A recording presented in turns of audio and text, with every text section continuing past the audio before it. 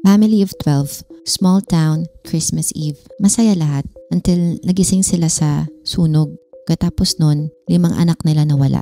Not dead, but missing. Parang siya, plot twist sa pelikula pero in real life. This is one of the creepiest unsolved mysteries in American history. Let's talk about the disappearance of the Sodder children. Okay, so kilalanin muna natin ang Sodder family. Sina George at Jenny Sodder, isa silang Italian immigrants na nanirahan sa Fayetteville, West Virginia. They had 10 children in total. Medyo may kaya sila. May trucking business si George at kilala sila sa community bilang matinong pamilya. So noong Christmas Eve ng 1945, siyam sa kanilang 10 anak ang nasa bahay.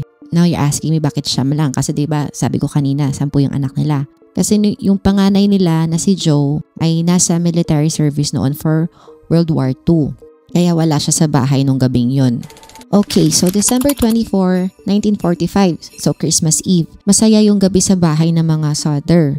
Si Marion, yung eldest daughter, just came home with presents for the younger kids, yung mga kapatid niya. So nagpaalam yung 5 bata, sina Maurice, Martha, Louise, Jenny Jr. at Betty. So gusto daw nila matulog sa living room para dun daw mag-open ng mga regalo nila kinabukasan. Pumayag si Mommy Jenny. Pero niremind niya yung mga bata na patay nila yung lights at isara ang barn. 12:30 a.m. nagising si Mommy Jenny sa tunog ng telepono. So pagsagot niya, babae na hindi niya kilala ang nasa kabilang linya looking for someone she didn't recognize. May tunog ng mga tao na tumatawa sa background, parang party.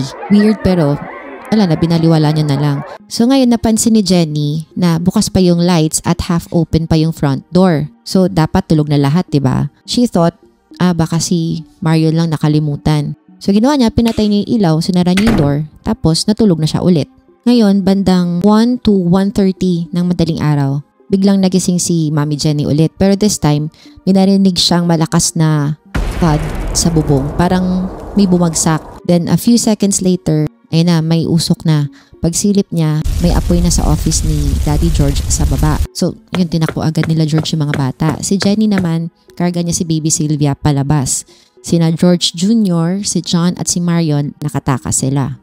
Pero yung 5 bata na nasa attic bedroom, wala, hindi sila naabot ng tatay nila dahil sa sobrang bilis kumalat ng apoy. Now, ito na yung mga red flag. Kasi si Daddy George tried to rescue the kids pero una, yung ladder na laging nasa gilid ng bahay nila nawawala. Pangalawa, yung trucks niya which he used for his coal business, parehas ayaw umandar. At yung tubig na mula sa rain barrel, frozen naman. Like, bakit ang daming coincidental na hindrances? So guys, ito yung lineup ng mga bata that night.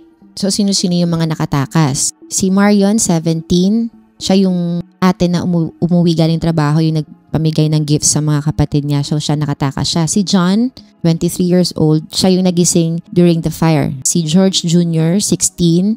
And si Baby Sylvia, 2 years old, yung karga ni Mommy Jenny palabas. So yung mga missing ngayon, 5 sila. Si Maurice, 14. Si Martha, 12. Si Louise, 9.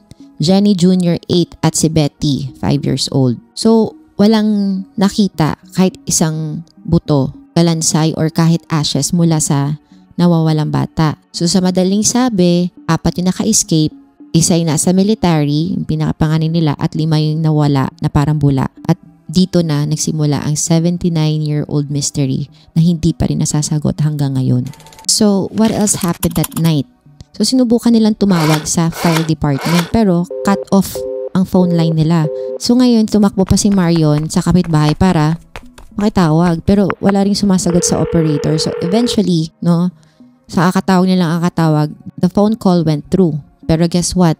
Parang sa pelikula, late dumating yung volunteer fire department. 8 a.m. na. And by that time, tapos na yung sunog. Wala na rin yung bahay. Ang assumption ng authorities, namatay yung mga bata sa apoy. Case closed. Pero Mommy Jenny wasn't buying it. Ang tanong, bakit kaya?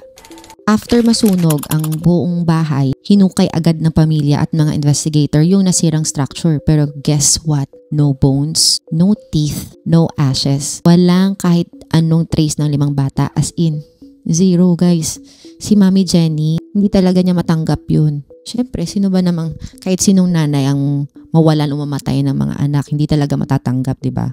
So, ano ginawa niya? She took matters into her own hands. Literal na na-experiment siya. Nagsunog siya ng chicken bones, pork bones, beef bones sa fireplace nila. Pero, lagi may natitira. At hindi lang yun. She wrote to a crematorium expert to ask na talaga bang pwedeng walang matira kahit isang pirasong buto kapag nasunog ang tao? So the expert replied, ang sabi, even at 2,000 degrees Fahrenheit for 2 hours, may matitira pa ring bone fragments. Kailangan pang ang durugin para maging ash.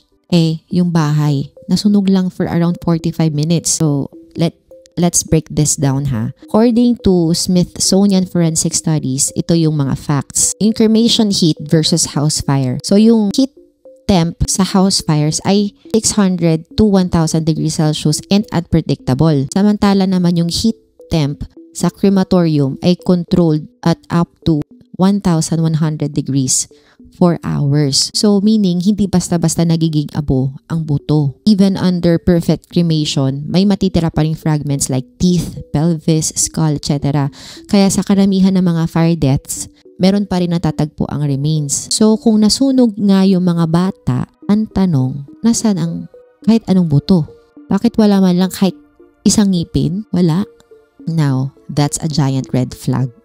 Pero, bago natin lunukin ng buo, yung narrative na baka nasunog lang talaga yung mga bata. May mga bagay tayong hindi pwedeng i-ignore.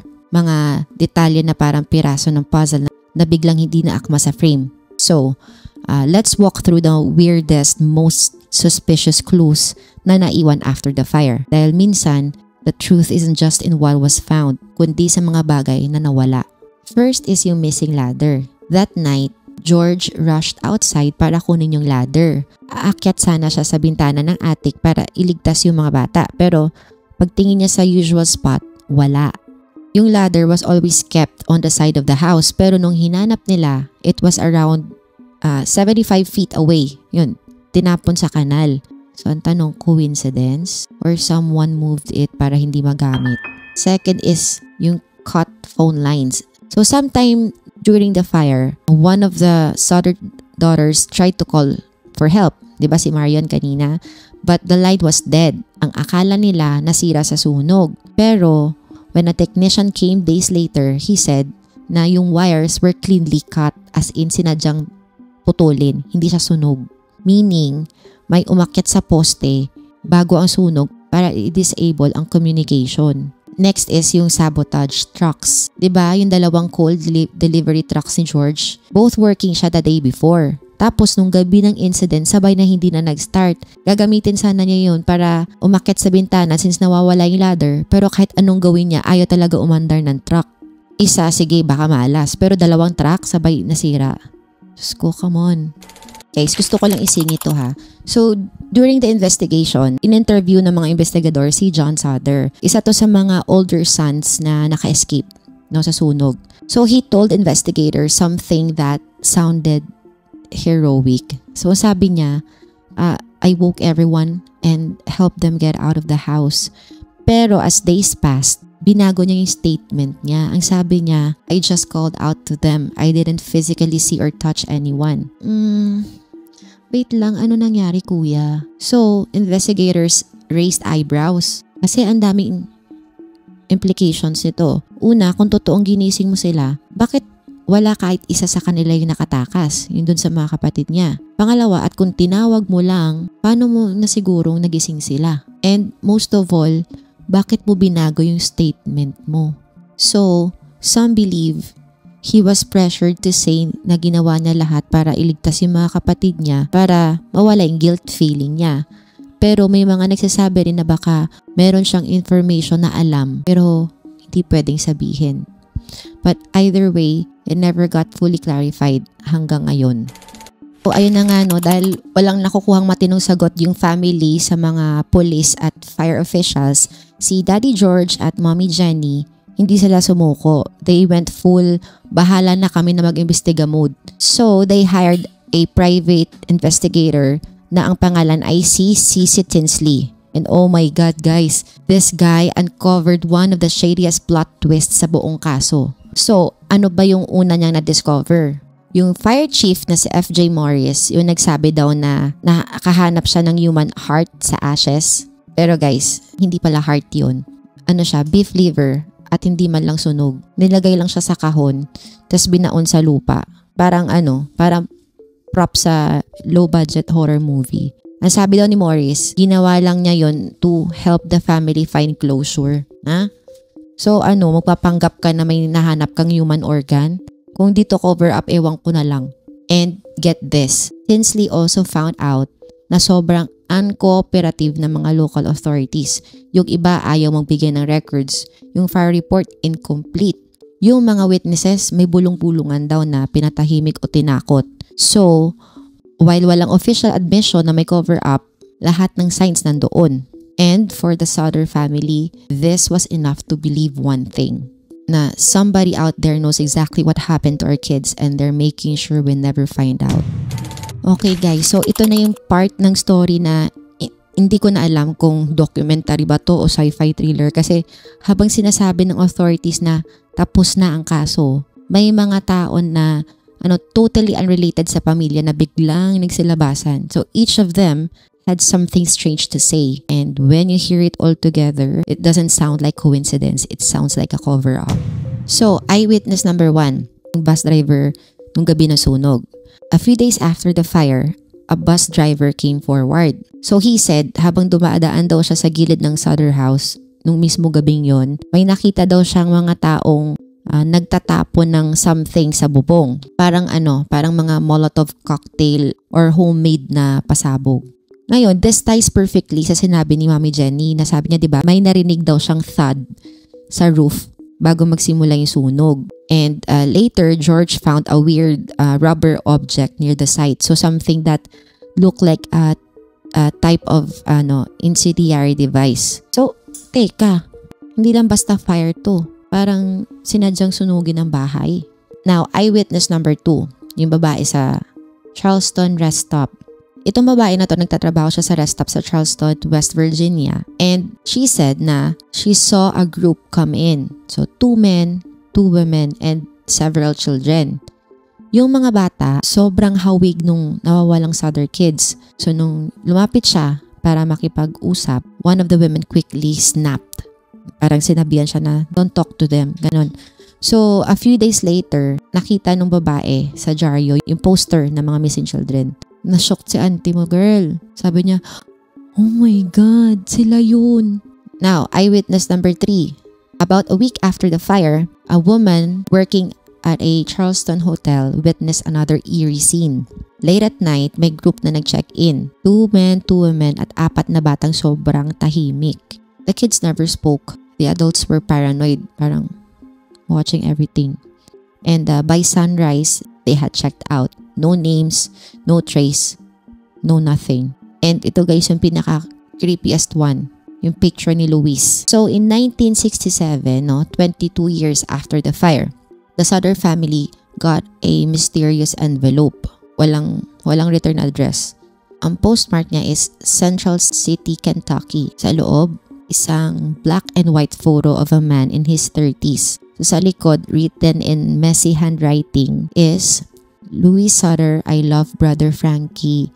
I little boys, A90132 or 35. So, Mommy Jenny was convinced. Sabi niya, ito yung mga anak ko, siya talaga yan. And then, they hired another private investigator to track the letter's origin. Pero guess what? Yung PI never came back. Nawala siya guys, vanished, walang report, walang update. Parang literal na sinama na rin siya sa mystery. So, recap time muna tayo guys. Coincidence lang ba to or may something bigger? Let's take a step back. Una, di ba may taong nagsabing sinunog yung bahay. Pangalawa, may nakakita ng mga bata post-fire. Pangatlo, may picture ni Luis na matanda na pinadala anonymously. And lastly, yung PI na nawalang parang bula. And sa lahat ng sightings, may laging kasamang mga Italian-speaking adults. Parang may nagbabantay, parang may nagtatago. If the kids really died in that fire, bakit may mga ganitong trail of whispers, sightings, and creepy clues na that span over 20 years. Guys, diba? Parang ang hirap namang tawagin lang na coincidence to. Habang lumalalim ang paghahanap ng pamilya sa katotohanan, isang bagong clue ang lumitaw, 4 na taon after nasunog.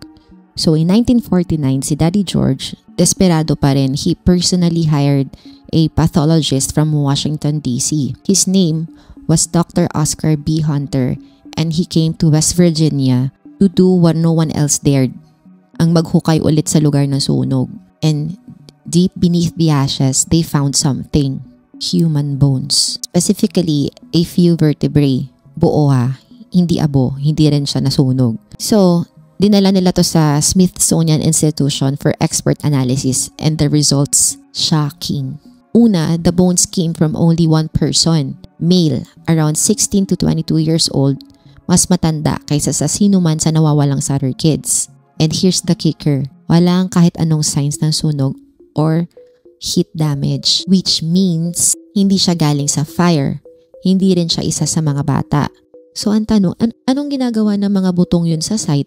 One theory from the Smithsonian suggested, maybe yung lupa na ginamit as fill soil nung nirepair yung site, accidentally may halong buto mula sa disturbed grave.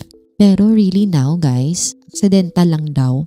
4 years later, bigla na lang may random teenage bones sa nasunog na bahay ng 5 batang nawawala. Some people think those bones were planted. Another attempt to either confuse the case or quietly shut it down. At dito nagsimulang lumalim lalo ang hinala ng buong Sutter family that this wasn't just a tragic accident, this was something darker.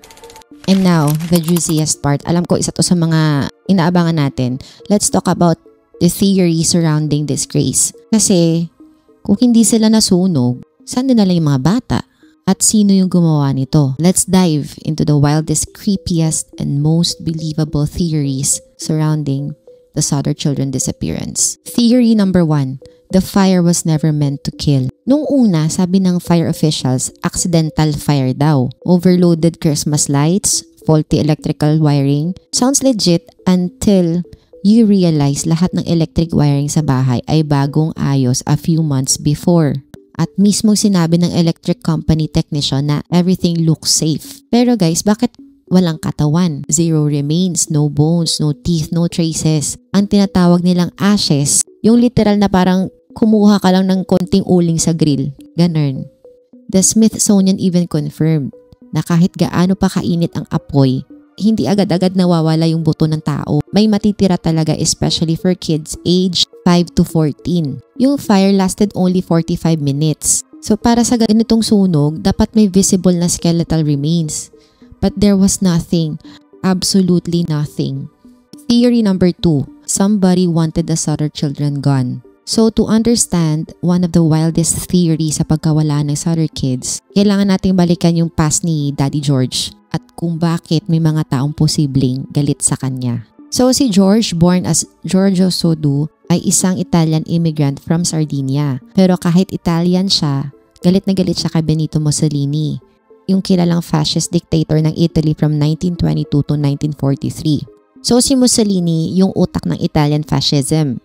Isa itong sobrang authoritarian at nationalistic na ideology. Think of it as extreme loyalty to the state, no room for democracy, and one leader to rule them all vibes. So sa madaling salita, walang kokontra, bawal umangal. Sunod ka lang sa gobyerno or lagot ka. Tapos si Daddy George, very vocal na kontra siya dito. He would even call Mussolini as tyrant in public and said he ruined Italy. So as recalled by surviving family members in later interviews, ang sabi daw ni Daddy George, I came to America to escape this madness. I will never support a man like Mussolini. So here's the catch guys, no? So sa Fayetteville, West Virginia, may mga fellow Italian immigrants na allegedly pro-Mussolini or at least ayaw nilang pinakikialaman yung mga opinion nila. May tension talaga within their own community. There were even rumors that some Italian men confronted George sa mga pinagsasabi niya.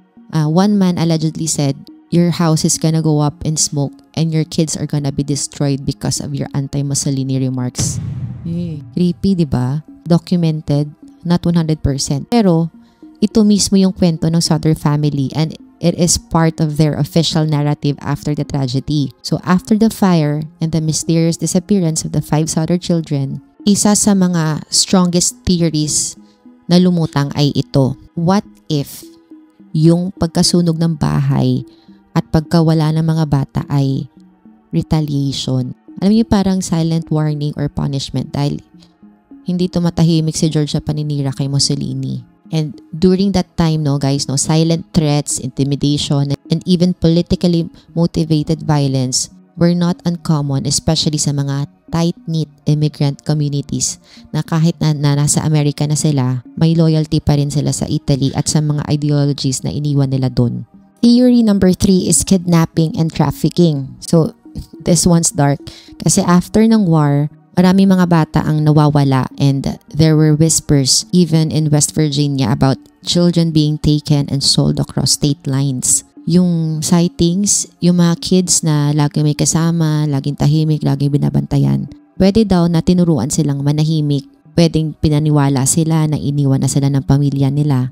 Or worse, hindi na sila pinayagang magsalita ever again. And that mysterious photo of Luis, kung fake man yun, bakit may ganong klaseng detail sa message? Yung nakasulat dun sa likod ng photo. I Lil Boys, yung A90132. Ano yun? Code? Location? Serial number? Kasi that's not something a prankster would write. That's something someone wants to be found but can't say it directly. And lastly, theory number 4, cover up. Alam niyo guys, this one is the hardest to swallow kasi kung totoo, ibig sabihin may mga taong dapat nagprotekta sa kanila but instead, tinulungan pang pagtakpan yung lahat. So, let's review. Yung fire chief na si F.J. Morris, diba? Yung allegedly buried a heart in a box on the property. He later confessed it was just beef liver. So, saan galing yung box? Bakit kailangan magkunwaring may natagpuan? Yung private investigator na sinundan yung mysterious photo, nawala, vanished, never reported back. Yung response time ng fire department, almost 7 hours delayed dahil wala raw available driver. On Christmas Eve, para ang daming hindi sinasadya pero ang dami rin masyadong convenient na pagkukulang. Sa sobrang dami ng inconsistencies, parang hindi siya accident guys, parang may pinoprotektahan. So after ng sunog, hindi tumigil yung Sutter family sa paghahanap ng katotohanan. Ngayon naglagay sila ng giant billboard sa Route 16. Yun yung highway na dinadaanan ng marami. Naglagay sila doon ng pictures ng missing kids with the haunting question. What was their fate? Kidnapped? Murdered? Imagine guys, that billboard stayed up there for almost 40 years.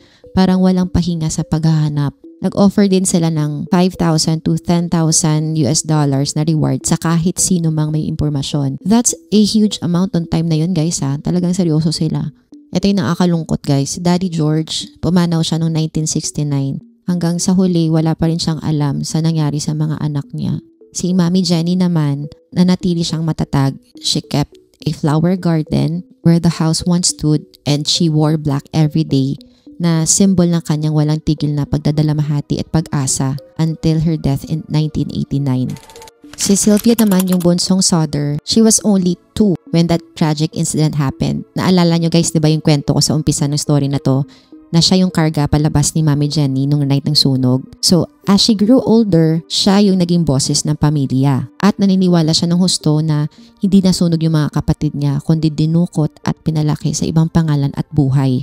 Hindi tumigil guys si Sylvia sa paghahanap ng mga sagot until she passed away noong 2021.